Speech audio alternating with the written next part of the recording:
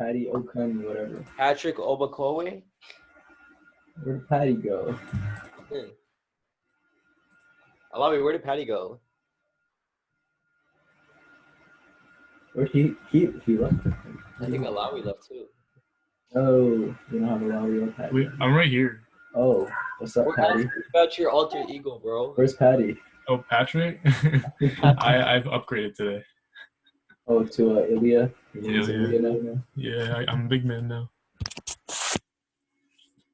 Oh, shoot.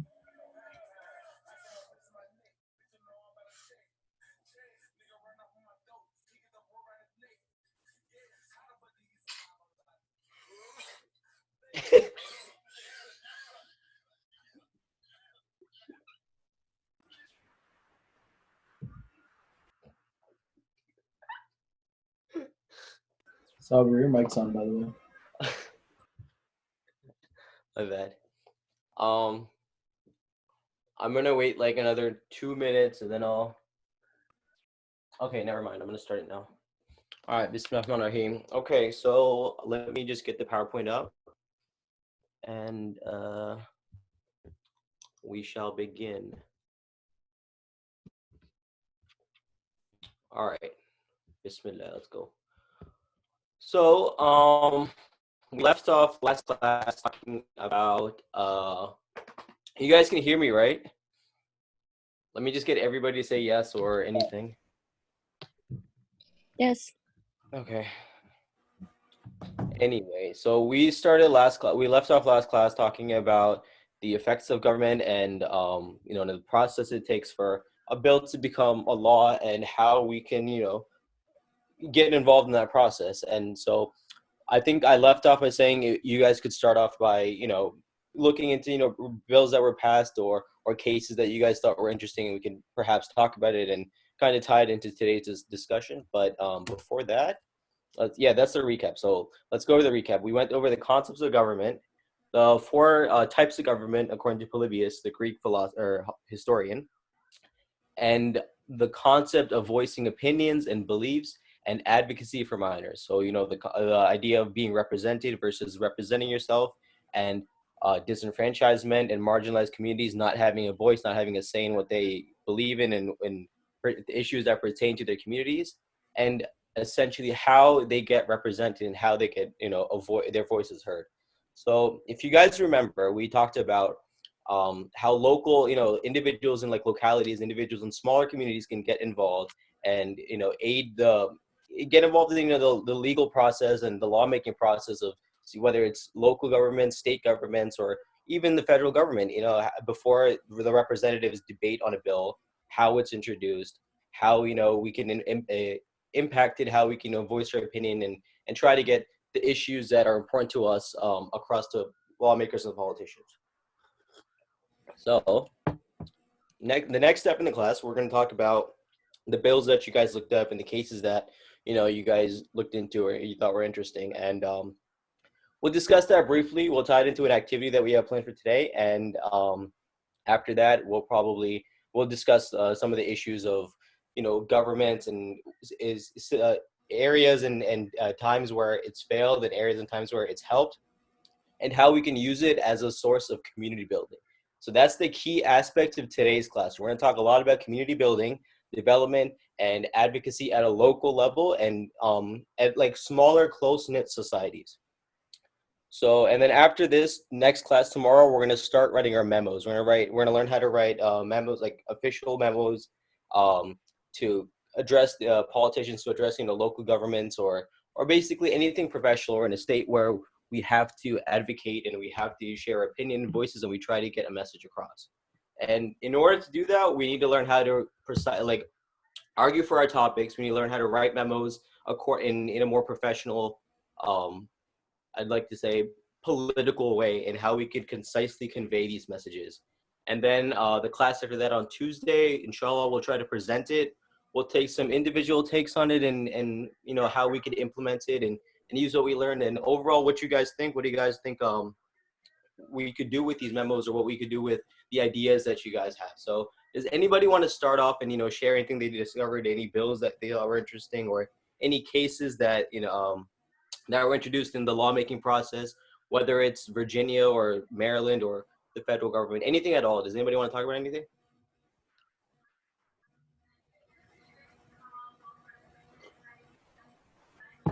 I mean, do you have anything you want to share? No, not really. I'm like busy with other stuff. I really didn't get a chance to look into any of that. Busy with Ilya's stuff, he didn't get a chance. I really didn't get a chance. What about Shahid? Did you get anything? I looked at issues, but not bills and cases. What issues did you look up? Social stratification. You want to explain it real quick? Let's just hear what what is social Um, stratification and what does it entail and how we can learn from it? It's basically where in the US, some groups or the society ranks people depending on their powers, status, wealth, education, gender, stuff like that.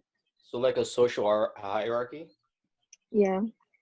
Do you have any examples? Like, do you find like cases or examples where, that was a problematic or, it was something that we should probably address or things that we could work on to improve from the situation that we have of social stratification and the hierarchies that are present in today's social society, like American society? Well, I mean, we can defend it in a way, because some people say it's necessary because it promotes excellence and productivity and efficiency. Right. But then it's obviously an unjust system.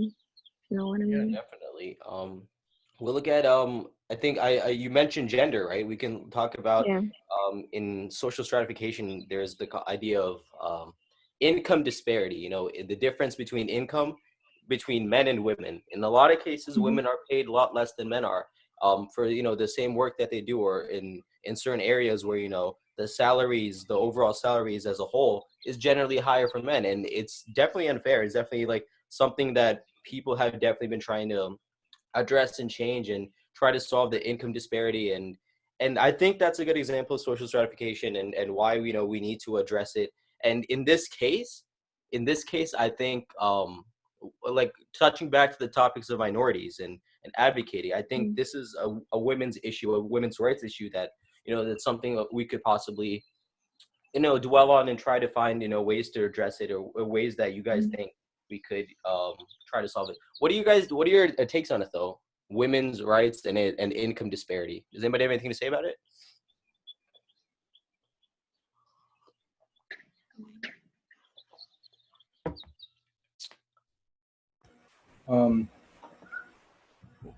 So don't hate me for this, but personally, I do not like the whole idea of women trying to get higher wages, because a lot of the time it's for the sacrifice of men's wages.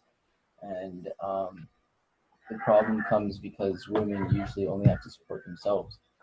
Usually, not in all cases, but men, they have families, they have their parents, they have relatives they have to take care of, especially in Islam. I don't know, I've grown here as Muslim, but in Islam especially, the man is supposed to take care of everyone around him, even his neighbors. So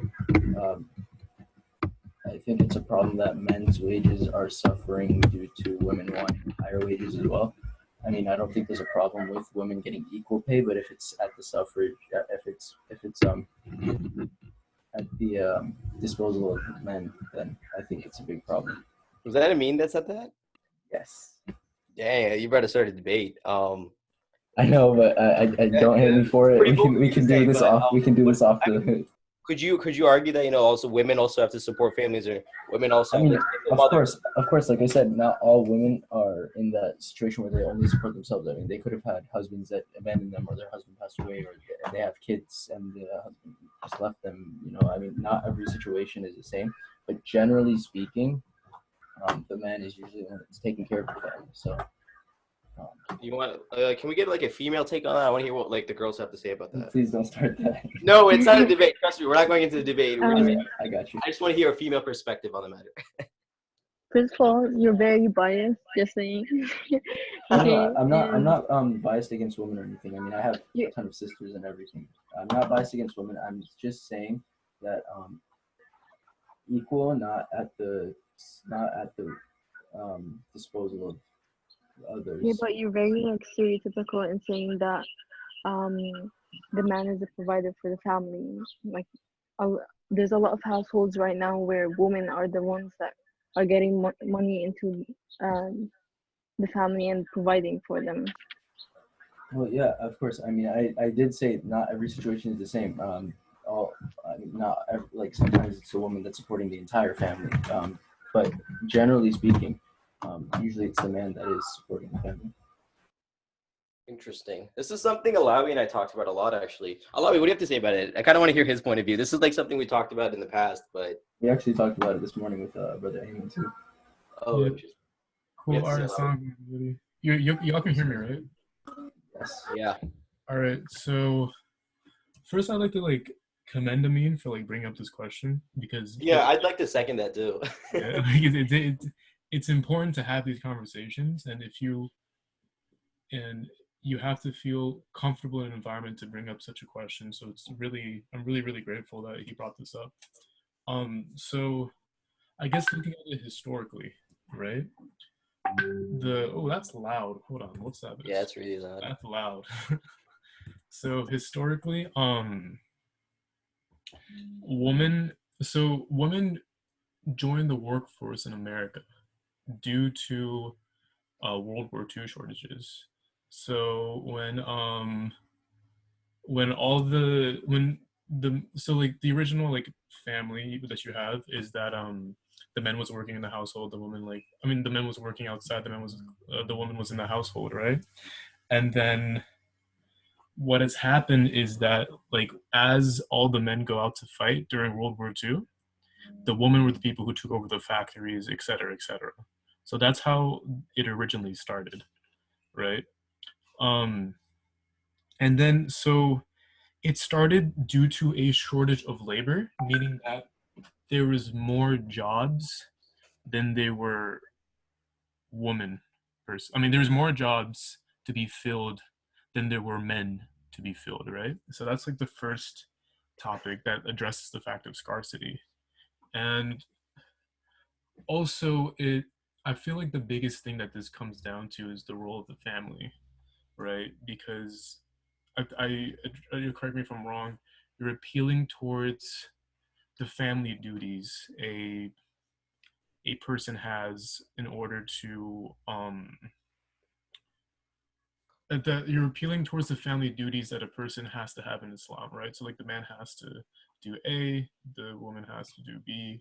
Like they have rights over each other. If I could interject, I also feel like he's appealing close more to the concept of a nuclear family in a traditional sense, the So traditional American family. But yeah. I don't think that's like as I don't want to say valid. I don't think that's as like implemented today as it was in the 50s. Yeah.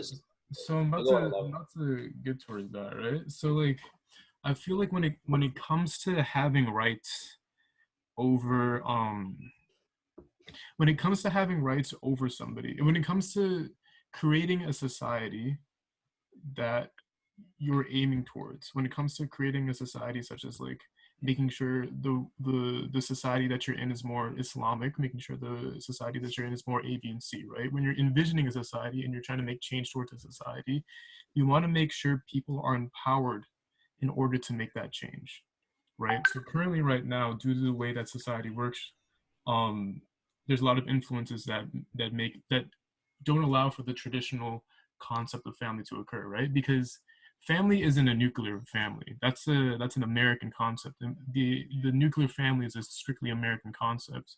Family in Islam is like your grandmothers, your neighbors, your nephews, everybody lives in the same like village and stuff, and everybody like works together. So it's a lot more broad than the American family conceptualization would have you think, right? So in that same sense, if you want to empower people to get to a point where we can reinvigorate the idea of Islamic family, you have to empower them rather than like shut them down, right? So it's like if a woman truly believes in getting to the family dynamic that is found in Islam, right, where it's kind of like the whole family stays together, like not just like me and my like me, my dad, my mom, not the nuclear family, but like cousins, uncles, they're all in one section, right? If you want to go towards that ideal, you have to empower everybody to go towards that ideal, because you can't have one part of the family without the other part of the family. You can't have restrictions on the family without empowering the family, because Yeah. if you do that, you're not going to get anywhere. I guess like because the issue isn't that men and women are competing, right? Because that's a false dichotomy, Yeah. because there's so many other the issue isn't that there's men and there's women and women are getting ahead of men. The issue is that there's a human being versus a human being, right? And these two human beings should be compared on their merit and their skill rather than their gender.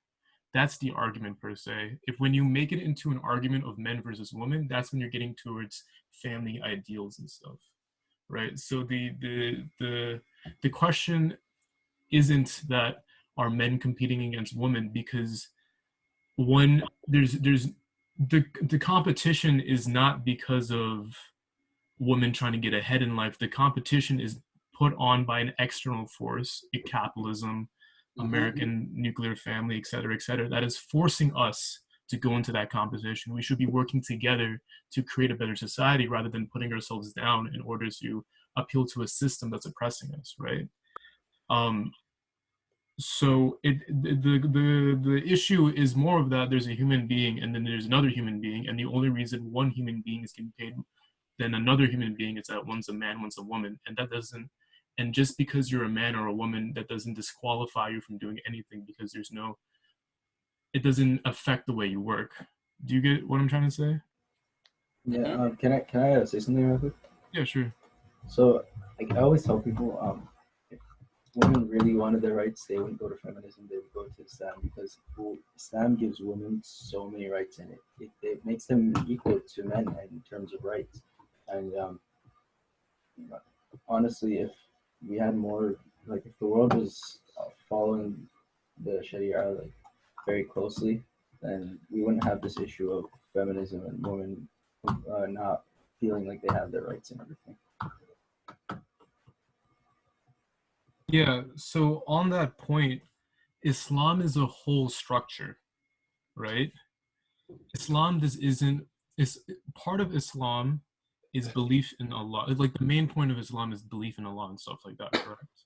However, when we're talking about rights, when we're talking about Islam guarantees A, B, and C, that is talking about creating an Islamic society. That is talking about creating a society that is better than what we have now, right?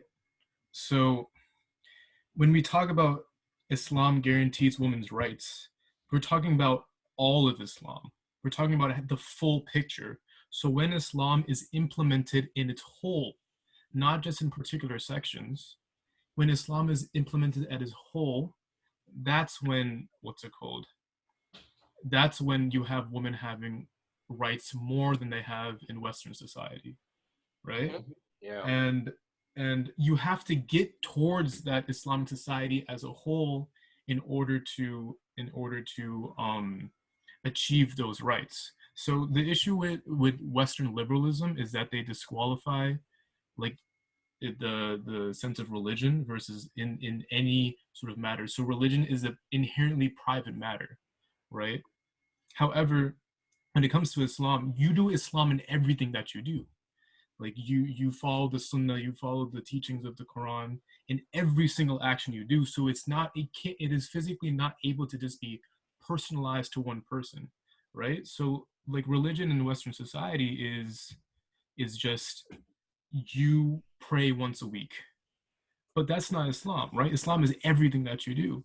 So when we talk about women having rights in Islam, that means we have to make sure Islam is present in the society in order to make sure that women has those rights. However, what we have right now is that we live in a Western society, and we can't guarantee those women's rights because of the fact that Western society, the society that we are in, doesn't give them those rights, right?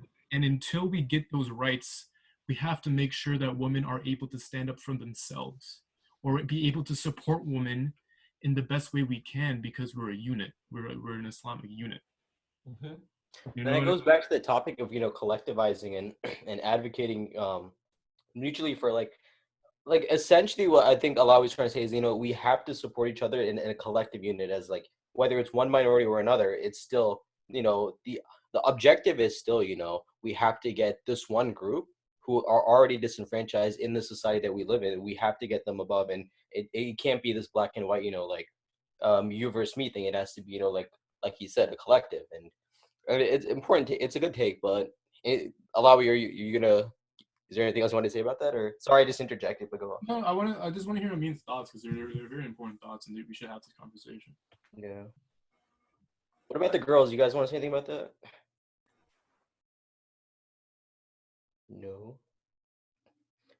Shadin. I don't know if I'm saying your name right. Can you guys hear me? Yeah, it's Shaden. Shadin. Okay. What do you got to say about it? I kind of agree with what he's saying, but yeah, the fact that like for the time being, that men should help women to be better than what they're represented right now. If that's something you guys want to discuss further, I think, you know, we can talk about it during the memo class because it's an interesting topic, and you know we can really get far with that because it is something that, you know, we have discussed as a society in the past, and it is something that, you know, is still debated to this day. But yeah, does anybody else want anything else to share though? We can talk about the women's right thing for the memo class. I think it's a great topic. But what else? Anybody else want to share their cases or bills or anything that they discovered that is something that, you know, we could talk about in the concept of trying to change and trying to advocate for rights? I guess I can go. So I was researching climate change, and one of the cases that I found was called Juliana versus U.S. And it was a group of like 21 children or like teens, I guess, and they were like advocating that the government's actions that cause climate change violated the younger generation's constitutional rights to life, liberty, and property because they were taking or because they weren't protecting the essential public trust resources.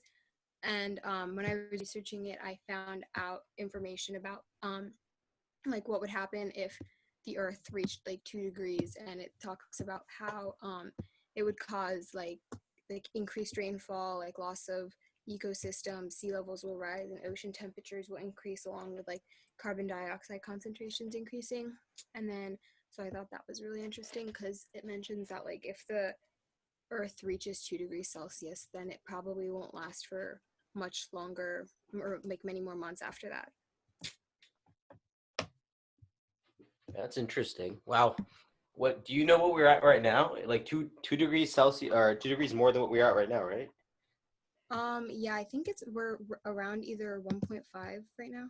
So Yeah, I was reading an article about that about how because of the current you know, the virus and everything that's going on, a lot of greenhouse gases and all that stuff have, you know, it hasn't been as high as it used to be, you know, before the plague, but because of like the economic impact it had on a lot of countries, especially China, they're trying their hardest to, you know, to come back from that essential deficit that they had when they had to shut down for the entire time. And basically all like the stuff that we agreed on the climate accords and, you know, restrictions we had on factories and producing, you know, like just trying to like mine out natural resources and all that, you know, coal and all that stuff.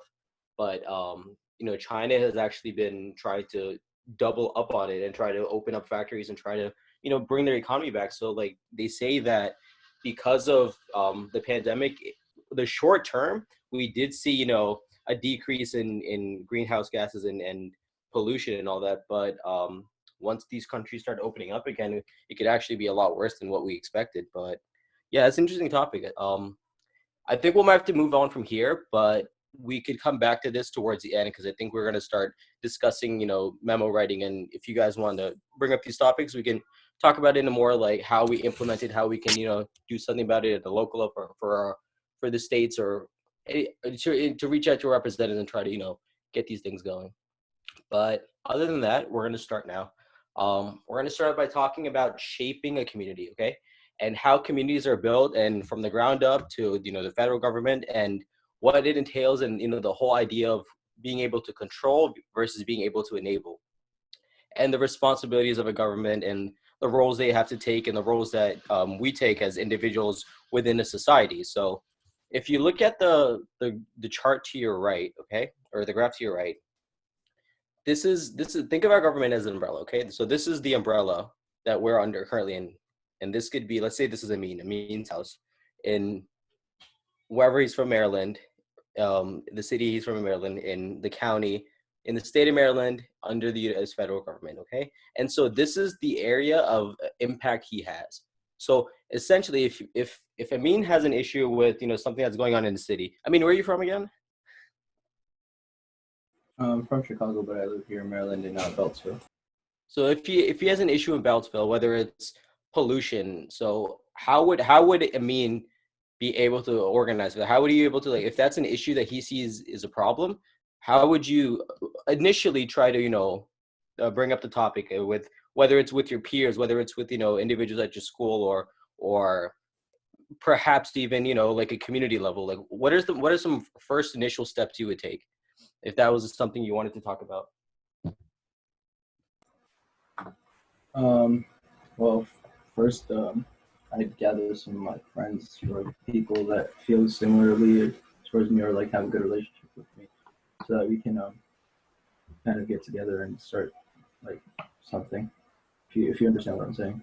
Yeah, so collectivizing, right? So you're trying to find a collective action and try to find people that can assemble together and try to and basically work together for this one cause. Because if we notice, individualism, as nice as it is, there are aspects of it where it's like I have the right to speak for myself, I have the right to believe in what I need. But when it comes to issues that shape us as a community, as a broader community, we have to get involved in collective units. And that's why I wrote here about networking and assembly. We have to network, we have to organize in a way where we can find groups that are like-minded, who can address things, and they can network out and reach others. It's essentially a web. The idea of networking. If we start at Amin's house and they network out, and other people from the city of Beltsville get involved, then they reach out to the city council of Beltsville, who can again convey it to the county Beltsville is in. And this is the chain that we've been seeing in most grassroots movements. Some examples would be, like we talked about last class, civil rights. Civil rights essentially started as a grassroots movement. It started in smaller churches, smaller African-American churches and communities in the South or in the inner cities of the United States, who felt that this is a community that we can talk and we can address and not have, opposition is the same way you could in, for example, a government, because people are allowed to debate you. People are allowed to, try to, push their views or try to get their points across. But when you have a collective and when you have a network that can essentially understand the issues, the underlying issues in a community, and they can find ways to, control and enable these issues, that's when we can start reaching out and start with the earlier process of networking out. So let's start by the first topic. What do you guys think is governing? What is governing to you guys? Like just any definition of governing or any examples that you can think of. Jenna, do you want to say anything about it? I think governing for me is like kind of like a, I don't know, like a person or like a group kind of like keeping track of like their constituents and like doing what they please, or like having like one person that's able to kind of take on a role where they can do what's best for the people that like elected them. Do you think that could apply to maybe like societies or communities in general, or do you think it's just, something that necessarily pertains to governments or areas of influence? Do you think societies or specific groups have, a network of governing, or, responsibilities that they can have, or roles that they take on? Yeah, I think it would definitely apply in different like societies and like different like groups. Yeah. Yeah. Like, and going back to what I said, when it comes to governing, it essentially starts off at the smallest level, whether it's, and there are obviously other words that we could use other than in governing. It's a contract of responsibility, what you have an impact, and you have a collective way to, address things. And when you're in that position, you're in charge of, a lot of topics, or a group of people are in charge. So it could be a masjid, masjids have, administrations and boards and directors and all that, and it could be even a company like a nonprofit like Ilya. They have a governing body, and they have responsibilities and tasks that they entail. And at this level, it's a minimum. Ilya can impact the broader youth of the states of Maryland or Virginia, or across the eastern seaboard, and these youth can use what they learn, they can use what they entail, and essentially network and branch out more, going back to the umbrella effect. And now, when we talk about that, we need to find ways where we can organize as a community, and essentially implement what we can do. So how do we organize? Like, how do you guys think are essential in steps that we take in organizing in the community? Anybody can answer this one.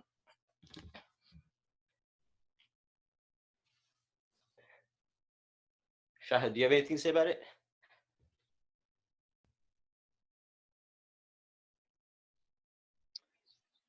I don't really know. I think it's just like needing like to make sure that everyone has say in whatever it is. Yeah, everybody has a say, everybody has a role that they play. And in doing so, we create a structure, and we create, a network that branches out. So when we have, if Amin wanted to talk about pollution in the city of Beltsville, and he has a collective unit that, organizes, that works together to accomplish this one task, when we get to a collective unit, when we find ways to, shape our community and try to make it better, we have to get everybody involved. It can't be, it can't be just Amin's project. If it's something he believes, he'll have to get the entire community behind it, because after all, it doesn't just affect him, it affects the entire community, right? And so that's why when you say, we organize, when we create a network, when we assemble, and we try to find ways to, govern and shape our own communities, we have to have that structure. It's incumbent that we have a structure that we base it off of, right? And and we don't necessarily need an actual leadership initiative to create a structure. What we need are people who can work together and find ways where, they can be responsible for their own self-governing, or for their own communities. And in doing so is what leadership, entails. You can develop leaders in ways like that, but at the end of the day, we know that for a fact that it starts at a grassroots level. It starts at, basic people coming together and speaking their piece and speaking their opinion. And once that's said and done, we have individuals that are set for leadership roles. We have individuals that can advocate on their behalf to other parts of the communities. And that is essentially what this, the umbrella effect is. Amin talks to the city of Beltsville. Beltsville goes to the county. The county addresses the government, who tries to pass legislation. And when it comes to, national regulation of climate change or anything like that, the state senators and the state government has a clear say in what they want. And in doing so, it's a chain of command. It's a chain of influence that we establish just by getting involved in our respective communities. And obviously there are, structures that don't work. Do you guys know any structures that don't work? Or, times where, governing or organizing didn't work at all? It's a little bit of a harder question, but if anybody has anything, allow you can even answer this one, bro.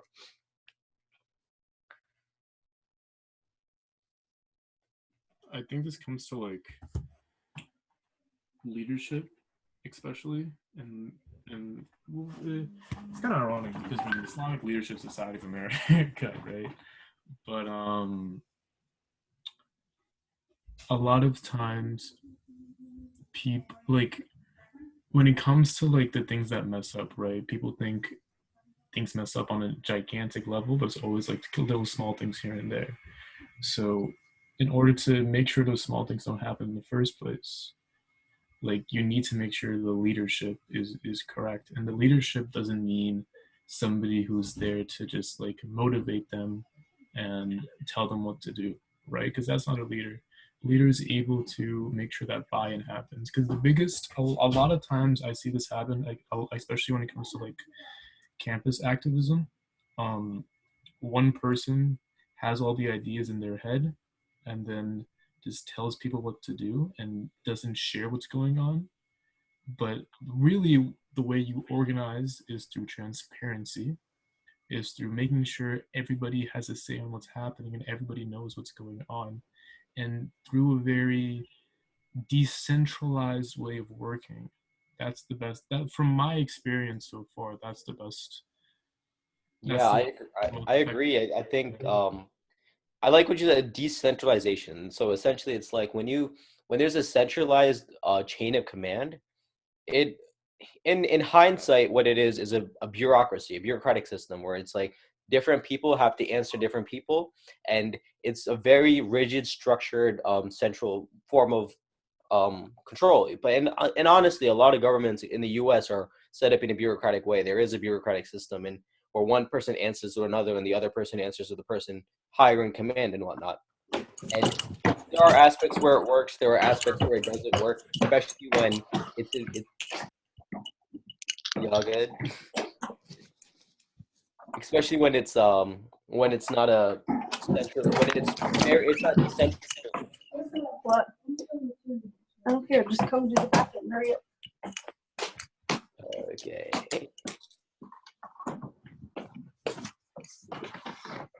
Okay. Well, and, yeah. So these structures, um, a decentralized structure and how it creates a structure that's flawed in nature is essentially built off of what we could say is, like Alawi said, not being transparent, not essentially having the same motive or trying to undermine or undercut a community just to push a specific personal narrative. And that goes back to our last lecture about being advocating and being advocated for when the majority speaks for the minority. When we have flawed structures, when we don't have transparency in excuse me, in community building, what we have are a network that essentially has a cutoff. Like the chain doesn't work anymore. If we work this way, and we start with the means concept of a means campaign for ending pollution in the city. And when we get to, say the county government, and we have politicians that don't necessarily, believe in it the same way, because let's say lobbying, like we talked about last class, if lobbying plays a role in it, and they get money from companies that say, let's say there was a coal company that worked in Amin City, and they said, you know what, let's fight this regulation because it's good for our business. And they lobby, essentially lobby to these delegations, they lobby to these politicians, and they say, let's find ways where you can provide for us rather than the community. Choose us over the community, and let's get these businesses, let's get our corporations in there. And that's when we notice that there are flaws in the structure, especially in like a larger level. And it's always going to be there. The idea of lobbying is pretty important in the United States. There have been a lot of court cases about it. It's been a contingent topic for decades. And honestly, the only way we could tackle lobbying is when we have groups that advocate and find ways to represent the people rather than representing organized or specific corporations with specific private interests. We can lobby as individuals, we can lobby as a community. However, our networks are essentially the people of Beltsville, the people of PG County, and it starts there. And we speak versus these organizations or these companies and corporations that try to get influence for themselves, for their own private and for our own opaque views or whatever goals they have for the city. And that's when we notice the flaw in the structure, when we can't find ways or we can tackle and address these issues that try to undermine the work that we do as a community.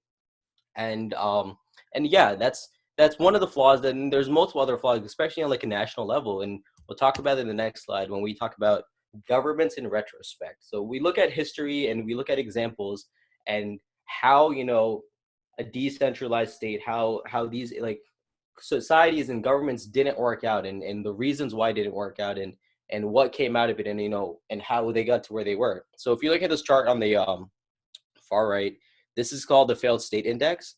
There's supposed to be a little thing here, but I don't know where that went, but it's fine. But you see the grand scheme of things. You see where states are most stable, where they have a little bit more democratic possibility, being able to voice their opinion and essentially work for their communities for themselves. Like in states like Canada or Chile over here, or parts of Europe, or Oman over here. These are all countries where people have a much more, they're able to speak for themselves. They're able to, talk about their needs and their wants and how to implement it in states that allow for their citizens and for their constituencies to speak for themselves, and they put them over other needs. But you could also argue that the U.S. It's very agree here, but that's not necessarily the case. But that's because even though we have states that, and we have opportunities for people to lobby, that we have opportunities for people to get involved and try to sway the governing process, we do have a strong opportunity as citizens, as individuals, as societies, to speak up and to speak for ourselves. There have been numerous cases of companies versus cities. There was a case in the 60s where a chicken farm where they were essentially polluting the water systems, and there was a lot of chemical runoff, and this company had a lot of political power and influence in the county that they were based in, and the people of that community, they band together, they formed a collective. They said, this is our duty, this is our responsibility to speak for our own community, and we can't let them ruin the community that we settled for our kids and for our families and all that. And so when we're able to, as a country, as Americans, or in democratic states, to speak for ourselves and speak for our minds and be able to advocate for changes that pertain to us. And other countries, that may not be possible. Countries that have rigid dictatorships. For example, here, Syria right here is awfully dark red because the government right now is a dictatorship. Basic human rights, basic needs are not met for their individuals. And if you already know, there's a civil war there, and it's essentially the state versus the people. The state versus people, because they fail to offer that, the basic human rights, the basic need to be able to advocate for yourselves. And in doing so, we'd say, the government is neglectful. The government, it's a failed state because they're not meeting these needs of governing. That's why it's a failed state index, because their methods of governing do not essentially work out. So what is being neglectful? Let's just get a basic textbook definition. What is being neglectful? Anybody can speak.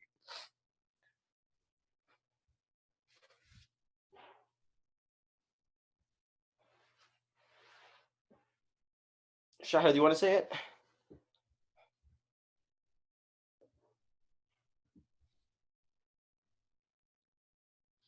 It's basically just like not giving your full attention. Just say that again. There was a sound. It's basically just not giving your full attention to something or someone.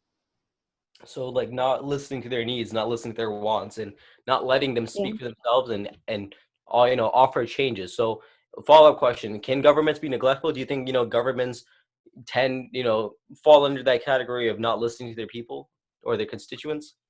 I think sometimes they can do that because it would like they would think more of like the majority's opinion than and they wouldn't like consider the others.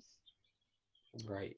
And tying it to what you're talking about, these are the common reasons to why governments do fall under that neglectful category when they have demographic pressures. Like you said, when the majority has a pressure and they pressure over the minority and they say, no, we can't, we can't offer you, we can't facilitate for your needs because ours are more important than yours. When we have that issue, when there are actual, or like race is a big one. When there's demographic issues, when one race say, no, our needs are more important than yours, consider, the civil rights movement. That's what we tackled in America in the 60s and the 50s and, well into today. We have a demographic issue and we have areas where discrimination still exists, and we'll talk about that further on in the end.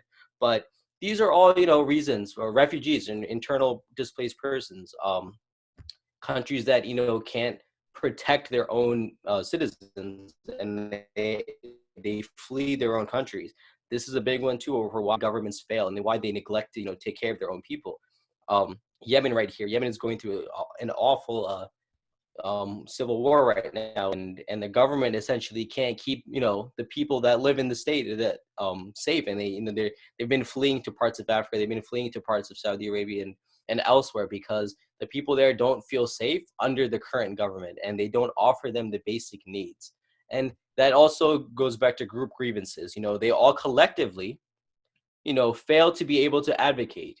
That's a group grievance, and they can't speak on their behalf, and they can't address issues that they need to, and so they feel undermined and they feel underrepresented, and essentially in doing so they have to leave the country. They have to go elsewhere, or places where they have more freedom. And again, that's what starts the refugee crisis, as we see going on in Europe, where thousands of refugees are moving into Europe to try to find a better life and try to avoid wars, which is what is human flight. That is essentially people leaving the country in massive hordes, whether it's because of education reform, economic reform, or things that these reformations that they can't offer, that the state can't offer. Why do you think that is, though? Why do you think these situations exist, like in a historical aspect? Does anybody know?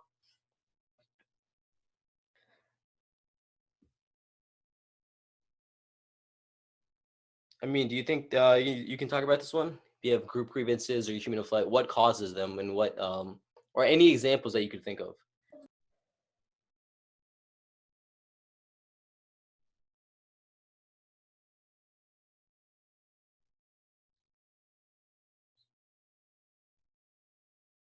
Is he still there?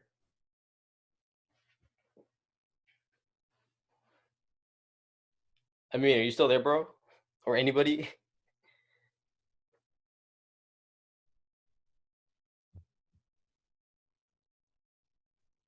What the hell?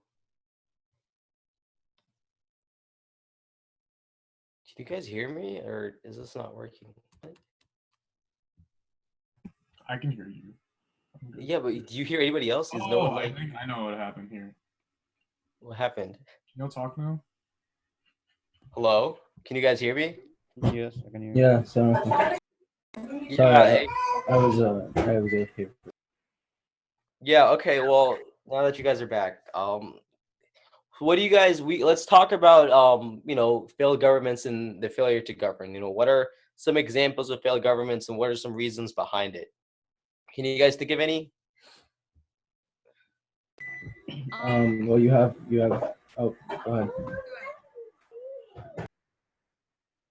Okay, well, I guess there's one reason is usually when I think of like failed government, it typically ends up being like a government where there's like one main person in power, and so you don't get lots of other like people, or like you don't get the people's opinion on things. So I think a lot of things don't go according to plan, or they don't work out for like the majority of people. Mm-hmm. And in a historical context to that, where the majority rules, where majority say, we'll talk about an example next. We'll talk about the Iranian Revolution, and why it happened, and why the minority who felt or the majority in this in this example, it's actually the majority, how they felt undermined and underrepresented, and they decided that we have to take things in our own hands. And I think we talked about it last class, where we talked about civil arrest and civil disobedience as a method of advocating. When all else fails, you go out and you try to demand your rights, because you can't. If the government isn't working for you, you'll have to readjust and repurpose your views and try to find ways where you can address them yourselves. So let's talk about the Iranian Revolution. We're gonna watch this video first, talk about the revolution and the issue as a whole.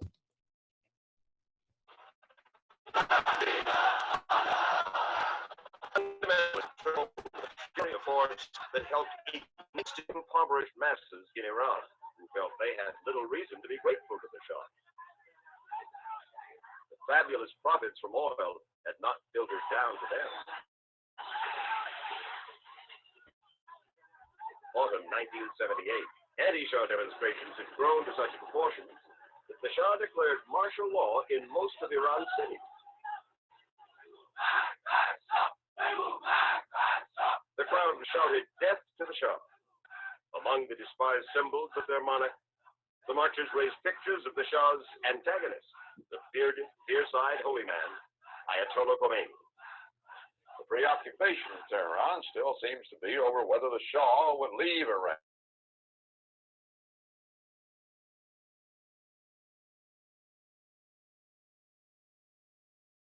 The video stopped.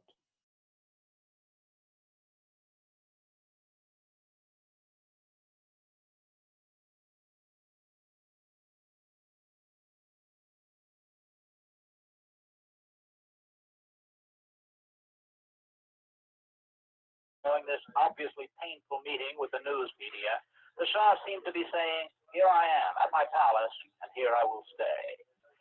I fully expect the Shah to maintain power in Iran and for the present problems in Iran to be resolved. The Shah has our support and he also has our confidence. On the advice of the United States, he ordered his troops to avoid confrontation. It was advice the Shah would soon regret. By January of 1979, it was clear that the Shah could no longer reign. A tearful Shah of Iran left his country today on a vacation from which he may never return. President and Mrs. Sadat greeted the royal couple as the Presidential Guard played national anthem. And for the first time since violent anti-Shah protests began in Iran more than a year ago, there were celebrations in the streets of Tehran. The Shah's departure made Ayatollah Khomeini, in effect, the new ruler of Iran. The scene was euphoric as Ayatollah Khomeini emerged from his house.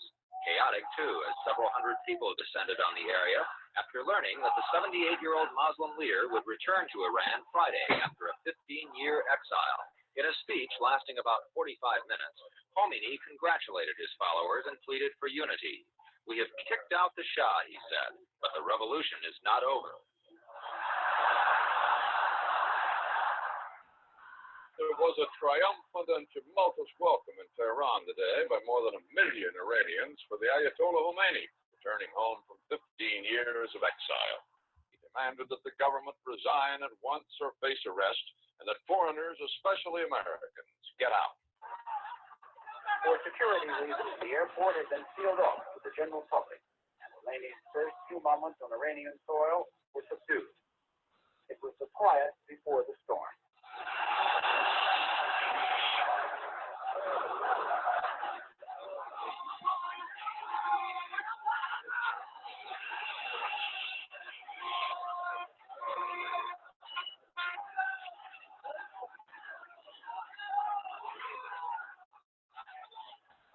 The motorcade crowds were the most emotional near the University of Tehran, where scores of pro-Khomeini demonstrators had been wounded or killed by Iranian troops in the past week.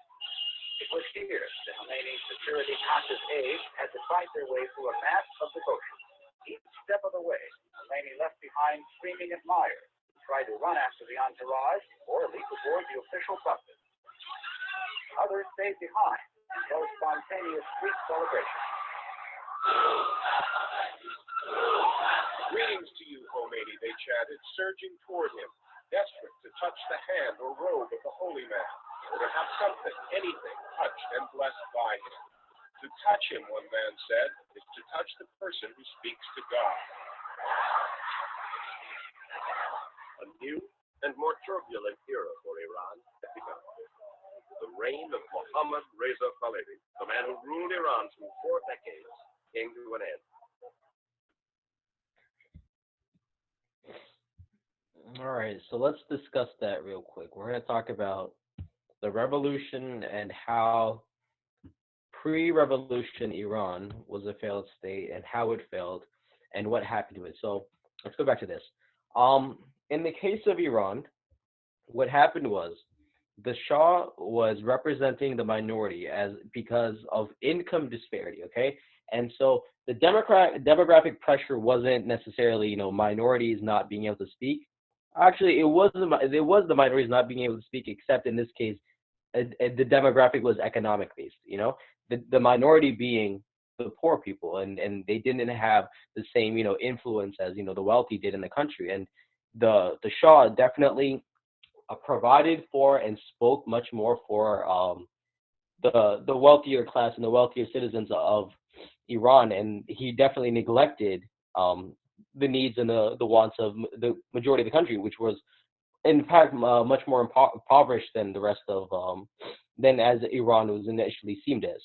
And so in doing so, what happened was the citizens of Iran, they realized that we don't get the right representation, we can't speak freely, and we can't ask for basic needs because the Shah ultimately only provides for those with money. Okay, think of it as lobbying again. That he provides with those who can offer money, who can offer financial or support for either the regime or the country as a whole. And a lot of Iranian citizens didn't have that right. They didn't have the right to speak freely, and they didn't have the right to advocate for a lot of the changes that they wanted. They didn't have the right, for basic economic security or religious rights either in that case, because the government was essentially a very strong dictatorship. The Shah was placed as a puppet dictatorship by corporate needs because Iran had a very strong oil reservoir. All right, remember we talked about this. We talked about corporations, and when we discuss oligarchies, when corporations try to influence government and try to use them for their advantage over the needs of the people. Iran had a massive oil reservoir, and a lot of companies, primarily, oil firms from the U.S., from Saudi Arabia, and all these countries that are massive producers of oil. They noticed this, and they said, we need a way to influence the leadership of Iran and try to get them to speak on our behalf and to facilitate for us and support our needs. And so this 1% of people of the country, they were representing the power, the aristocrats of the country. They were representing the money and the high class and whatever they could buy. And so that is what the Shah catered to. And when the common folk, when the citizens of the country who weren't as rich and who have to live basically in squalor because of the lack of economic responsibility that the government had, because of this, they rose up and they said, we need somebody to speak up, we need something, we need leadership, and we need advocacy. And so when we look back at the U.S., how did the civil rights movement kick off? Because of advocacy in churches, because the people who had a platform where they could speak and reach the masses and reach people that would generally come. So in the U.S., it was churches during the civil rights movement. In Iran's case, it was Ayatollah Khomeini and the influence he had over the Islamic, over masjids and over the community, the more religious aspects of the community.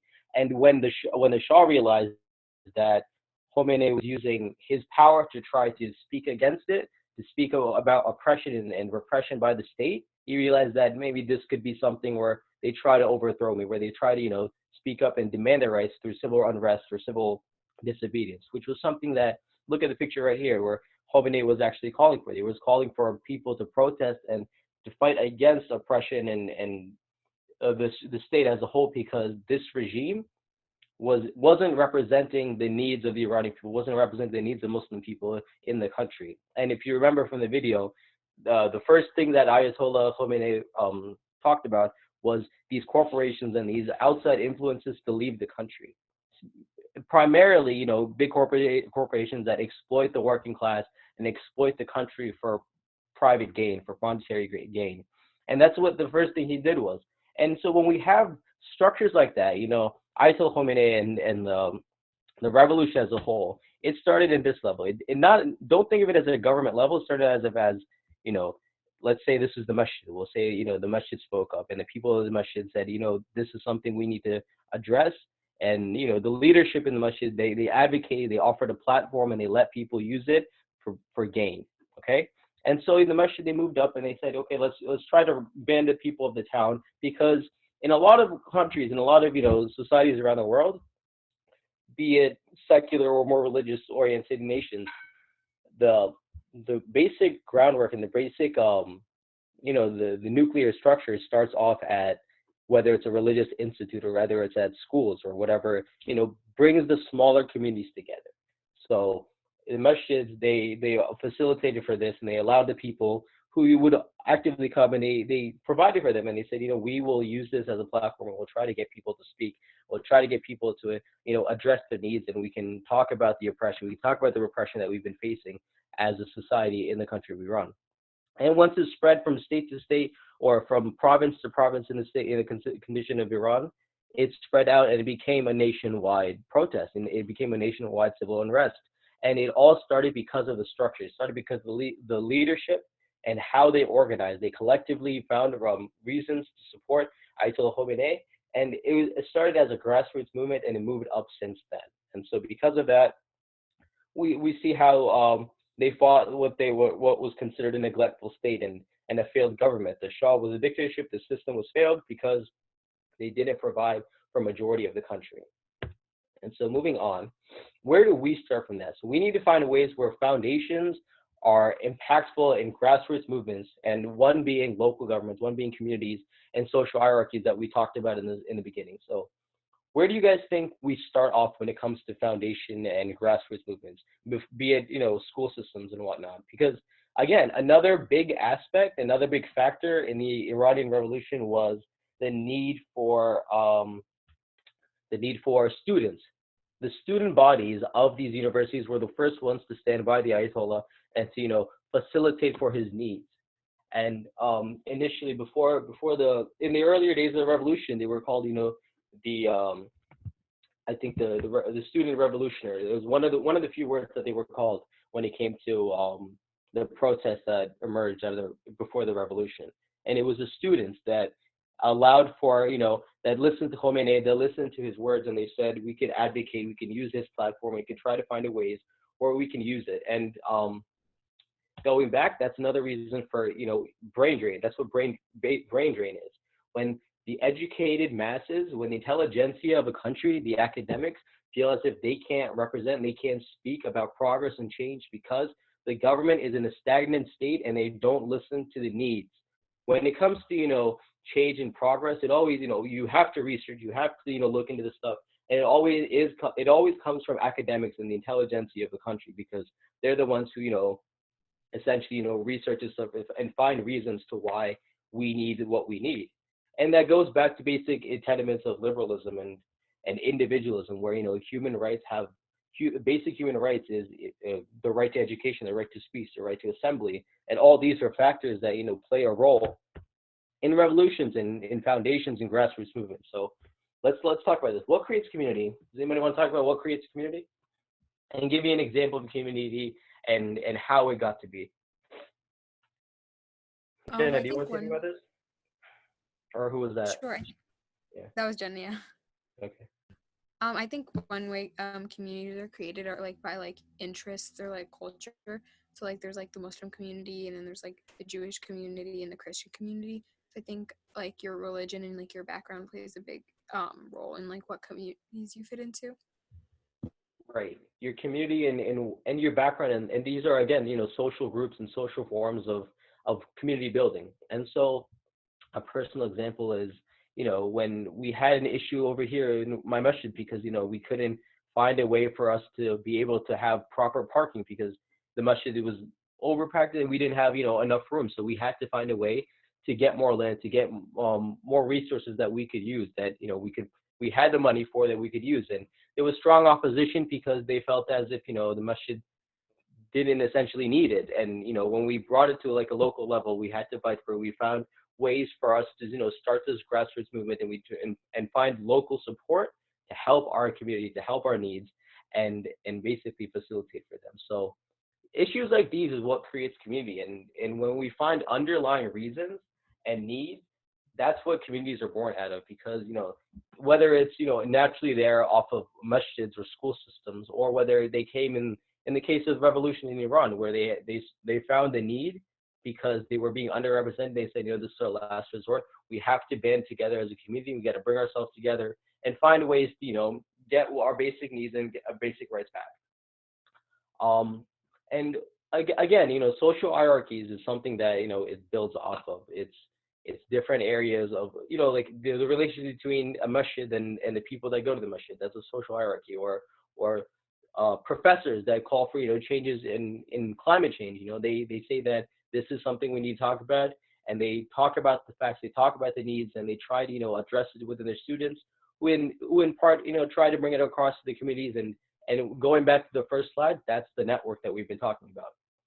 So we're going to do a quick activity real quick, okay? We're going to talk about how city boards dealing with civil unrest. So a city board is basically a local government. We'll call it a local government.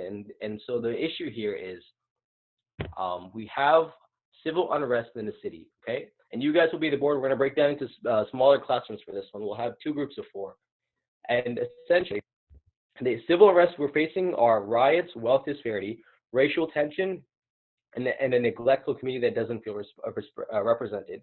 So what we have right here are the riots. Let's say they emerged out of race. We'll call them race riots, okay? One group felt discriminated against by the other one, or they didn't feel represented the same way. And another issue we'll talk about is wealth. Another group felt as if they weren't represented economically the same way, and they didn't have the same needs as another group, the majority or the 1%, who definitely had that foundation that they lack. And then we're also tying into how they believe that the community is being neglected. So as the city board, they believe that we, as a city board, is neglecting the needs, and they don't feel responsible. So your goal essentially in this activity is to try to fix it and try to find ways where we could address this. Alawi, do you know how to start the little classroom thing where we can break into groups?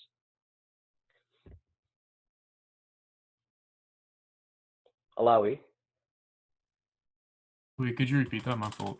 We're trying to do the groups. Is there any way we can break? Oh, the breakout rooms, right? Yeah, 2 groups of 4. Let me see. Hold on. More. There was a way to do it. I figured it out, but like, there's a button here. Shoot. Where'd it go? All right, I'm gonna try figuring out. Well, because I remember there was I saw the button, but I can't find it no more. Okay. Yeah, Well, in that sense, let's do 2 groups then. We'll need 2 groups. That's the thing, because we're gonna have 2 different city boards, and we're gonna see how each of you guys try to figure it out. In the meantime, do you guys want to talk more about foundations and grassroots movements? Do you guys know any examples, or what are some ways that we can start grassroots movements? That's the question. What are some ways we can find grassroots movements and how we start them?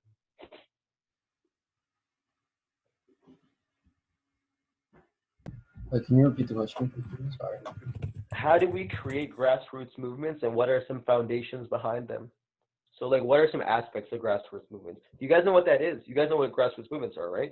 Stuff that starts from the bottom up, where they found with lack of resources and the lack of a foundation, and they band together as a community just to solely address those reasons, okay? They don't have the same support as anything else would. And examples of these being the revolution in Iran, or the revolution, or the civil rights movement. These are all grassroots movements that started off with lacking bare necessities. So what do these entail? So, like, how do they get formed? That's the question.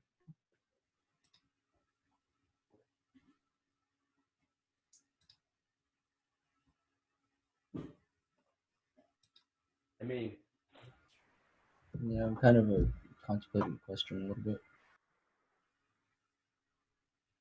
What did you say? I'm thinking about the question a little bit. Oh, yeah. Take your time, bro. So, like, think about stuff that we lack as a community, all right? And those are what creates grassroots movements. When we lack something, we try to find ways to get what we lack. So what are some examples of things that, or societies that lack something, and how they can address it? It could be examples internationally, it could be examples in the US, or anything personal that you guys think of. I'm just waiting for Alawi to get there. Alawi, are you still, like, looking into it? Yeah, so I have to like leave and then come back, but I'm kind of scared if I leave it ends everything. Okay, wait, I figured it out. Hold on, wait. Let me make. Okay, so Saber, I'm gonna make you a host, and then when I come back, make me a host again. How do I do that? Okay. So if you look at manage participants is there. I'm gonna make you host right now. Okay. Leave meeting.